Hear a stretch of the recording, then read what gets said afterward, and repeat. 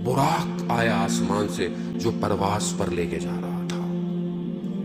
قرآن کہتا ہے اسرا میں ابتے ہی ہم اپنے بندے کو معراج پہ لے کے گئے۔ یہ نہیں کہا رسول کو، کہا تم بندے بن جاؤ، تمہیں بھی معراج پہ لے جائے۔ بندے بنو کہتا ہے، عبودیت کرو۔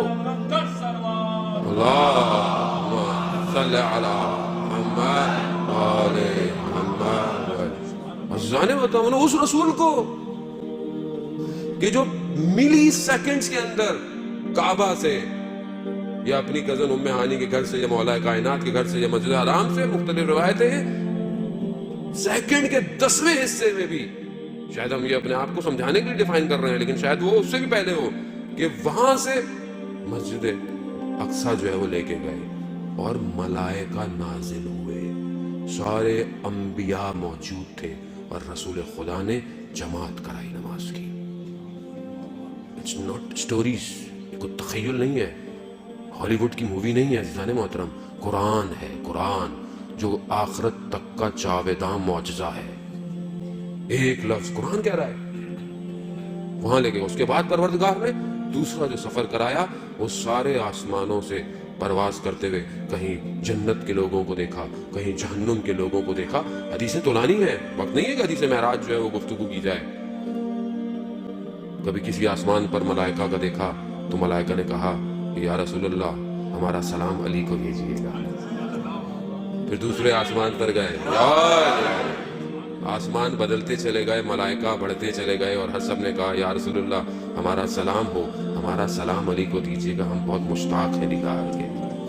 معاملہ اوپر پہنچا کہ جہاں پر حضرت جبرائیل سب سے افضل ملائکہ نے کہا کہ میں نے اگر ایک لمحہ ایک انگلی کے برابر بھی اس سے آگے بڑھایا تو جل کے خاک ہو جاؤں گا، کہا میں نہیں جا سکتا۔ وہاں رسول کو کہا آئیے آئیے، 2 کمانوں کے برابر کا فاصلہ، کعبہ قوسین، سدرۃ المنتہا پر اپنے محبوب کو بلایا اور پھر محبوب سے کہا کہ یا محمد میں نے زمین پر دیکھا تو میں نے دیکھا کہ تم سوائے میرے کسی کو یاد نہیں کرتے،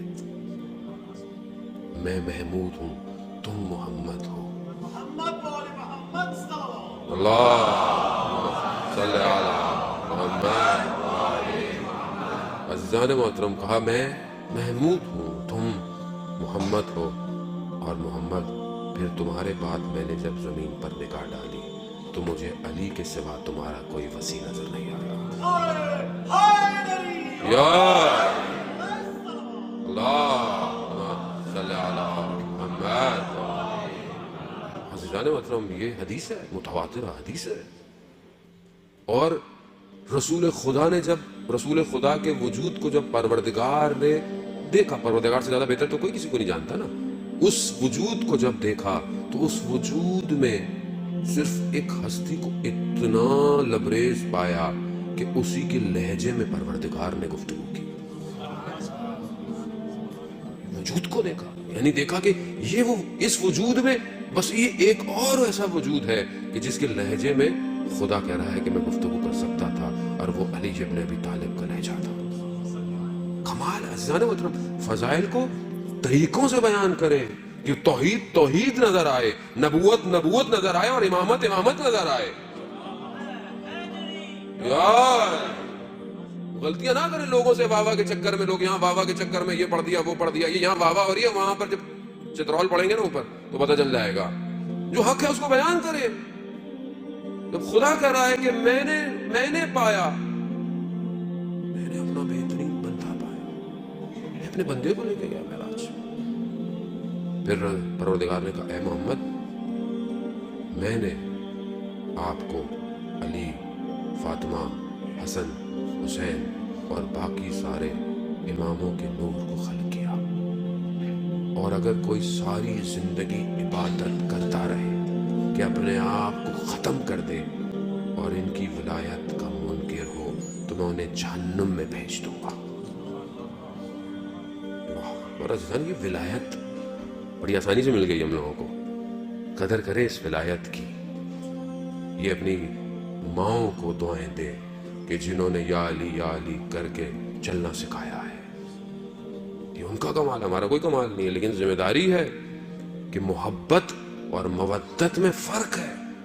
محبت دل میں ہے، میرے دل میں بہت سے لوگوں کی محبت ہے، آپ سے محبت ہے، والدین سے محبت ہے، لیکن یہ ساری محبتیں طول میں ہے یا کہ جس کے لیے پروردگار کہہ رہا ہو کہ رسول ان سے کہہ دو کہ میں نے رسالت کا کام کے لیے تم سے کوئی اجر نہیں مانگ رہا، صرف مودت اہل بیت کی.